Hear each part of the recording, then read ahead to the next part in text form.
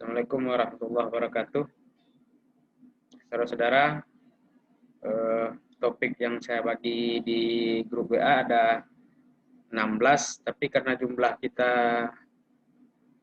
24, berarti kita ambil 12 topik saja. Jadi 24 bagi 12 itu 2 orang. Jadi satu topik dibahas oleh 2 orang. Jadi 2 orang membahas satu topik. Lalu mengerjakannya nanti boleh sama-sama, karena output bekerja samanya itu kan PowerPoint. Ya boleh satu PowerPoint-nya, tapi kalau Anda berbeda pendapat dalam satu kelompok itu boleh 2 PowerPoint, lebih bagus lagi. Jadi Anda bikin masing-masing topik, judulnya topiknya sama, tapi karena mungkin Anda berbeda pendapat, dua PowerPoint-nya juga tidak masalah. Justru akan lebih bagus. Kemudian rekamannya itu masing-masing juga ya. Rekaman masing-masing rekam sendiri. Kemudian pas diupload nanti ke YouTube ya akunnya akun sendiri-sendiri. Ya, begitu ya. Dan ini topiknya akan saya jelaskan. Saya buka screen dulu.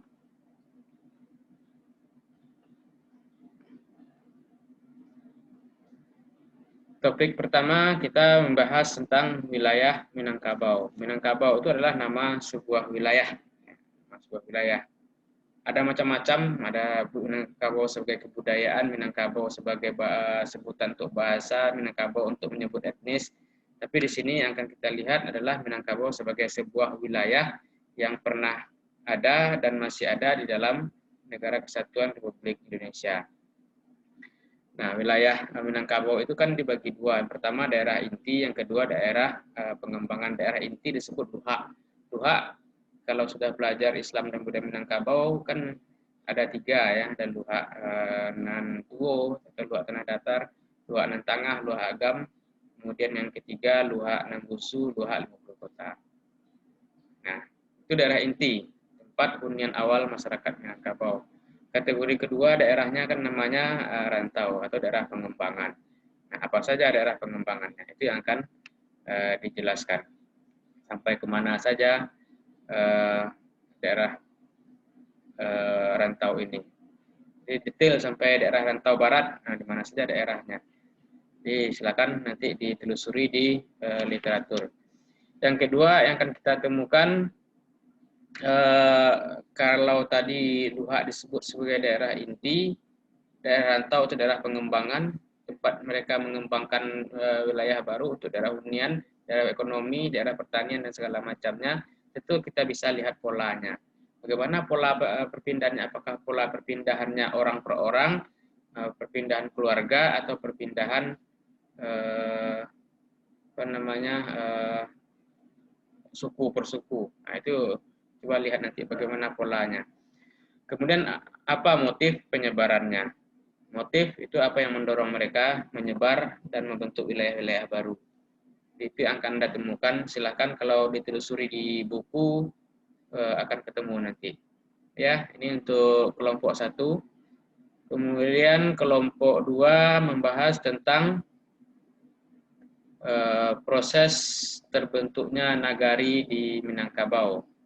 Nagari adalah sebuah wilayah teritori pusat dari teritorial Minangkabau, karena Minangkabau itu pada hakikatnya bukanlah satu negeri yang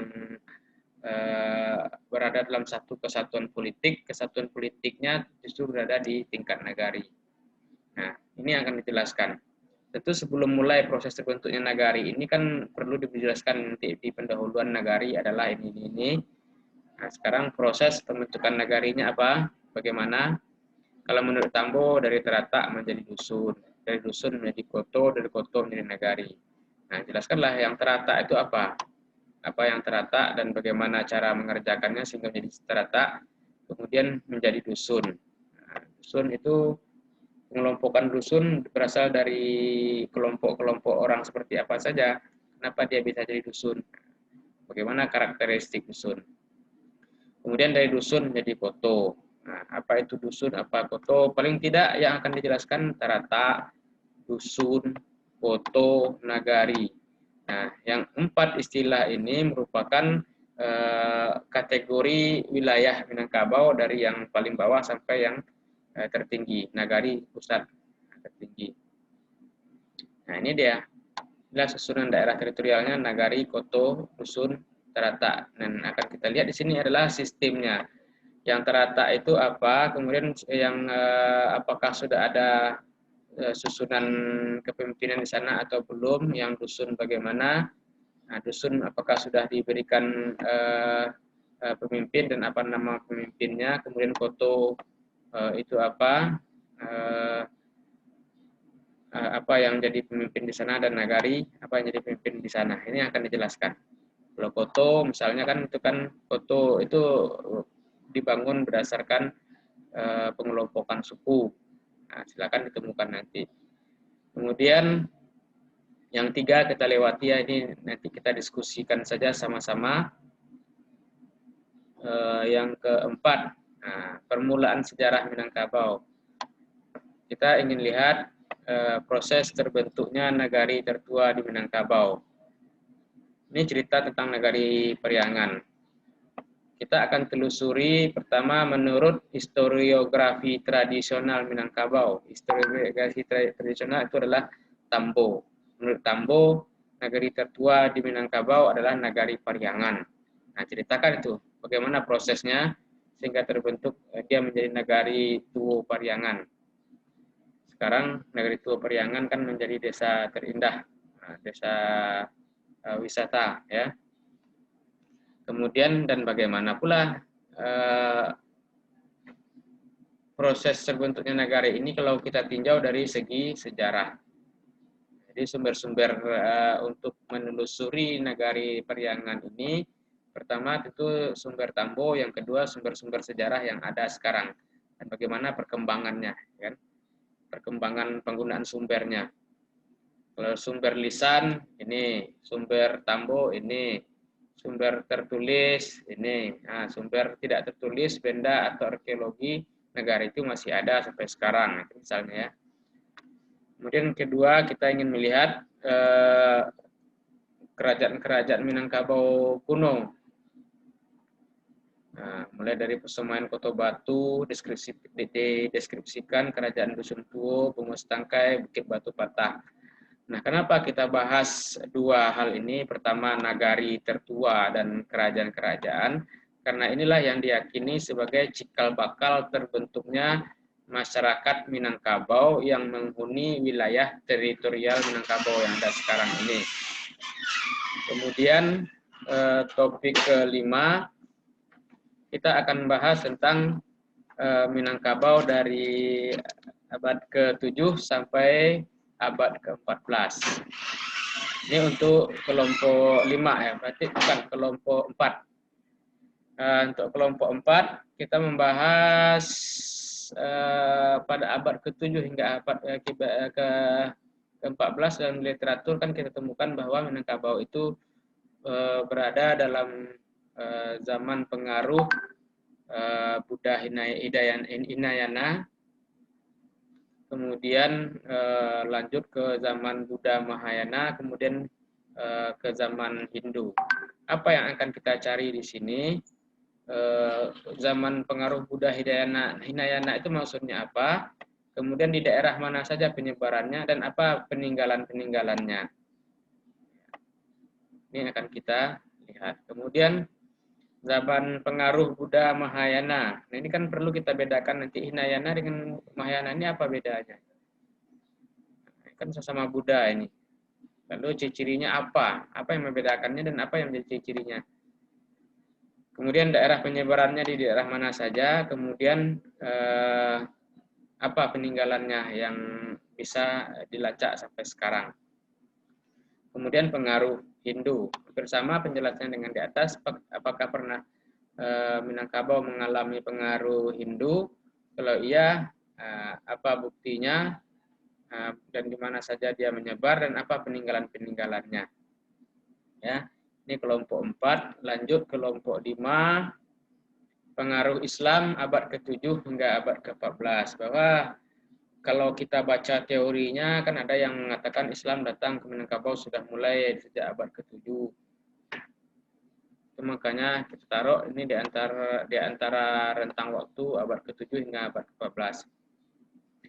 Tentu yang kita bahas dulu ke teori kedatangan Islam ke Minangkabau. Bagaimana teorinya, kemudian apa argumen setiap teori itu. Misalnya teorinya mengatakan Islam sudah ada di Minangkabau abad ke-7. Nah, apa argumennya? Apa dalil-dalil yang ia kemukakan? Atau apa alasan yang ia kemukakan? Kemudian siapa yang mengusung teori tersebut? Nah, siapa yang menggagas, mengatakan itu pertama sekali sebagai teori-teorinya? Nah, ini kan fungsi teori-teori ini kan untuk melihat waktunya kapan datang, kemudian siapa yang membawa dan bagaimana prosesnya. Jadi signifikansi di sini lebih banyak signifikansi waktu sama bukti-bukti yang diajukan. Kemudian ini fase. Kan Islam, kalau tadi kita melacak kapan mulai Islam datang, kalau di sini fase-fase pengembangan Islam. Mulai dari kedatangan sampai nanti fase penyebaran, kemudian fase pelembagaan, fase pengajaran, dan fase-fase pembaharuan. Jadi dari sepanjang itu proses penyebaran Islam, kita akan lihat fase-fasenya seperti apa. Kemudian 6. Nah, sekarang kita coba lihat kerajaan intinya kita ingin melihat perkembangan masyarakat Minangkabau atau perkembangan sejarah Minangkabau di wilayah pesisir timur. Pesisir timur itu adalah bagian atas mulai dari Batanghari, Jambi sampai nanti ke Malaka. Kalau Mansur MD menyebutnya ini sebagai wilayah Minangkabau Timur. Jadi, nah kita ambil satu saja sampel kajian di sana. Karena kalau kita bahas banyak lagi, kalau di arah ke Batanghari itu ada banyak sekali kerajaan yang terkait dengan Minangkabau. Kita ambil saja yang besar, salah satunya Melayu Damasraya. Ini kalau kita lihat waktunya ini abad ke-12. Akhir abad ke-12 ya. Apa yang akan kita tulis? Sumber-sumber sejarah tentang kerajaan Damasraya. Apa sumber-sumbernya? Sumber lisannya apa? Intinya sumbernya adalah apa yang bisa membuktikan bahwa kerajaan Damasraya itu pernah ada. Itu pertama lihat sumber tertulis.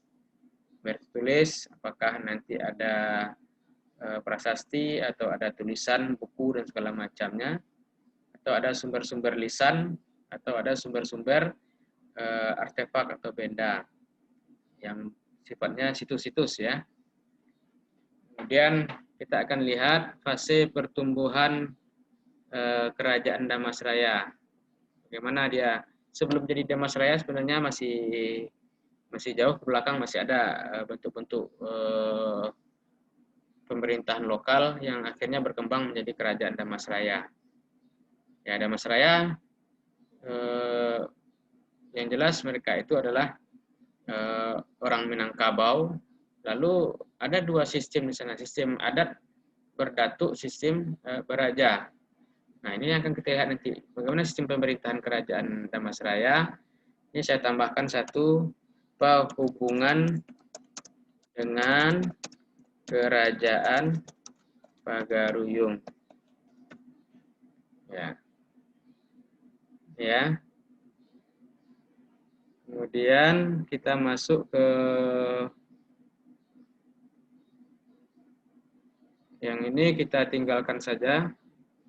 Ini menjadi kelompok 8. Ini Minangkabau pada era kerajaan Pagaruyung. Ini abad ke-14. Abad ke-14. Berarti Minangkabau sudah masuk ke abad ke-14. Pertama, sumber-sumber informasi tentang sejarah Pagaruyung dulu. Misalnya ada Arca Amogapasa, ada prasasti ini, prasasti itu yang memuat nama Pagaruyung. Ada kitab Negara Kertagama yang memuat informasi tentang Pagaruyung. Ada catatan dari orang luar segala macamnya. Semua itu membuktikan bahwa Pagaruyung ada. Kemudian selanjutnya bagaimana proses terbentuknya Kerajaan Pagaruyung. Bagaimana sistem pemerintahnya, kemudian bagaimana wilayah kemana saja wilayah kekuasaannya, dan kerajaan kerabatnya di mana saja. Ini periode pertama Pagaruyung. Periode keduanya Pagaruyung yang bercorak Buddha itu mengalami proses Islamisasi. Dan bagaimana caranya? Bagaimana apakah Islamisasinya dimulai dengan masuknya raja ke dalam agama Islam, kemudian agama Islam dikembangkan oleh raja, atau bagaimana, itu nanti akan dilacak. Kemudian akan kita lihat berikutnya bagaimana hubungan kerajaan Pagaruyung dengan Belanda. Nah, ini peristiwa-peristiwa apa saja yang membuat kerajaan Pagaruyung punya hubungan dengan Belanda. Kemudian sebelum Belanda, hubungan Pagaruyung dengan Aceh, ya. Apakah dia pernah menjadi kerajaan bawahan Aceh atau tidak? Dengan Belanda bagaimana? Kemudian kita lihat fase keruntuhannya. Selanjutnya kelompok 9, kerajaan di pesisir barat. Di pesisir barat itu kalau kita lihat, barat itu kalau kita dari Padang itu di depan Taplau terus menyisir ke pantai arah Bengkulu, itu yang disebut dengan pesisir barat. Nah, di sana menjelang dari pesisir selatan sampai ke Bengkulu itu ada sebuah kerajaan namanya Kerajaan Indrapura. Nah, coba lacak nanti asal-usul kerajaan Indrapura, kemudian ke wilayah kekuasaannya bagaimana, kemudian apa hubungan Indrapura dengan kerajaan Pagaruyung, dan apa hubungannya dengan Aceh, dan apa hubungannya dengan Inggris dan Belanda. Jadi setiap hubungan itu melahirkan posisi, ya, menjelaskan posisi Pagaruyung di dalam percaturan kerajaan-kerajaan pada waktu itu. Ini kelompok 9. Kemudian kelompok 10. Nah, tadi kita kan sudah bahas pantai timur Sumatera. Di antaranya ada Kerajaan Damasraya. Cuman di dalam pembahasan ini kita ingin melihat bagaimana potret kegiatan atau aktivitas di pantai timur atau di rantau timur Minangkabau. Di sana antara abad ke-11 sampai 16 itu ada kekuasaan Sriwijaya juga. Ya, ketika Sriwijaya berkuasa, bagaimana Minangkabau? Apakah menjadi bawahan atau tidak? Melayu Jambi maksudnya, hubungan Minangkabau. Kemudian ada kerajaan Siak, ini sudah mengarah ke Selat Malaka, kemudian termasuk kerajaan Malaka. Apa saja aktivitas orang Minangkabau di pantai timur? Adakah aktivitas politik, aktivitas ekonomi, atau aktivitas lain-lainnya? Nah, coba lihat ngapain saja orang Minangkabau di sana. Kemudian ingin kita lihat bagaimana signifikansi pantai timur Sumatera dalam sejarah Minangkabau. Signifikansi ini apa pentingnya pantai timur dalam sejarah Minangkabau?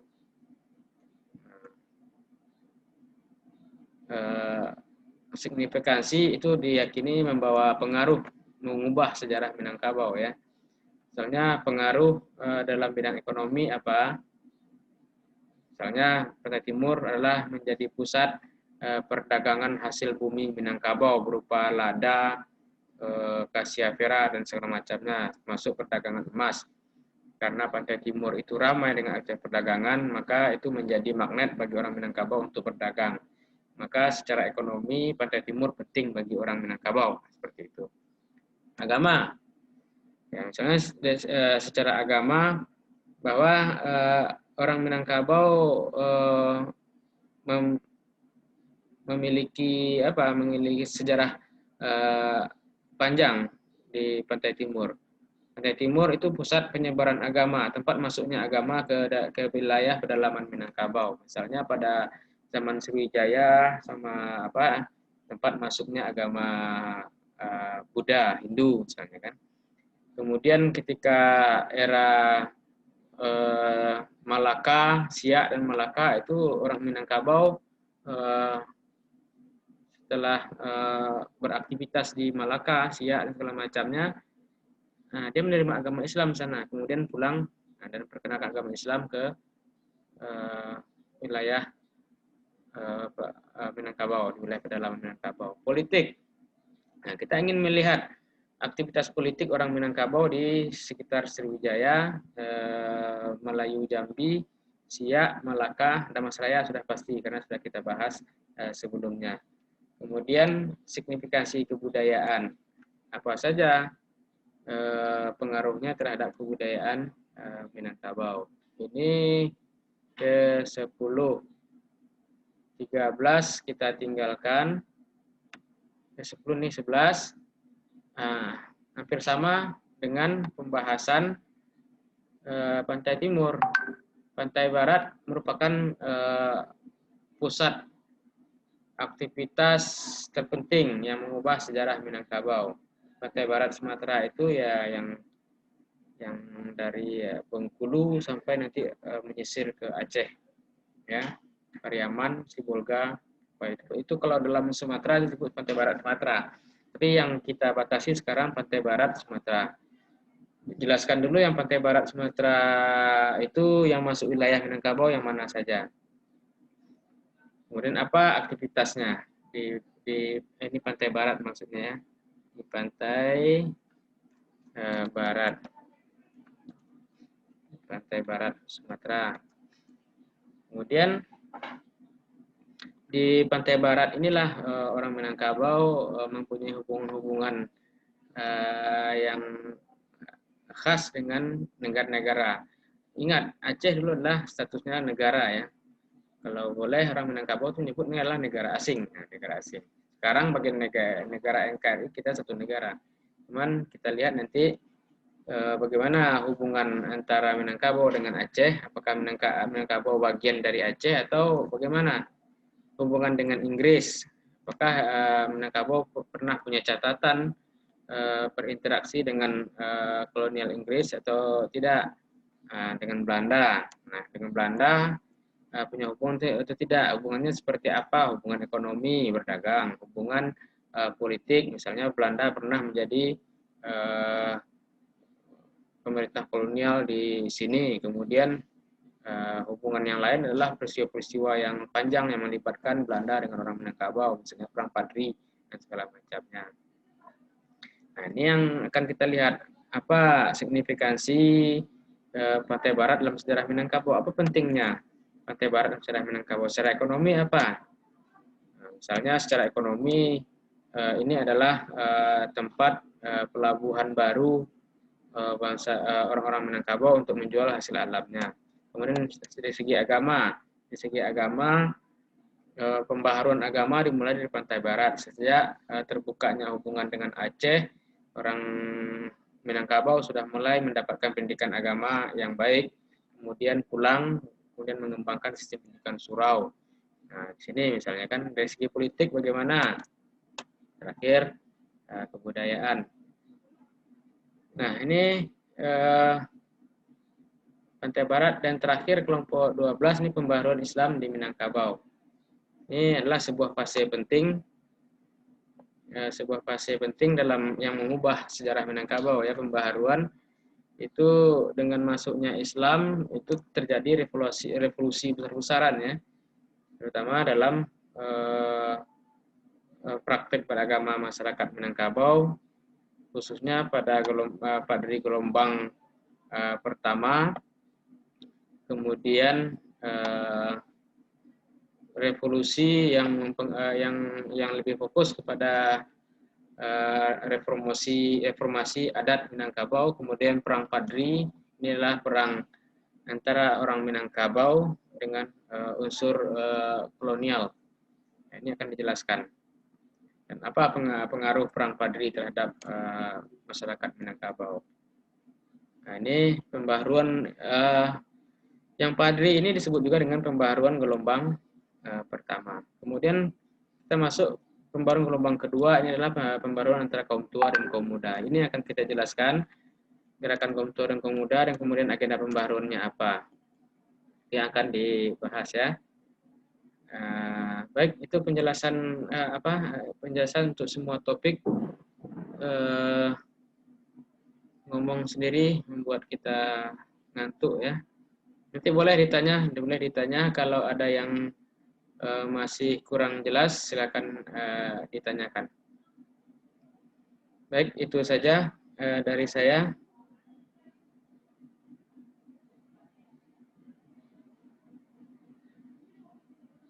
Kita pindah ke grup WhatsApp.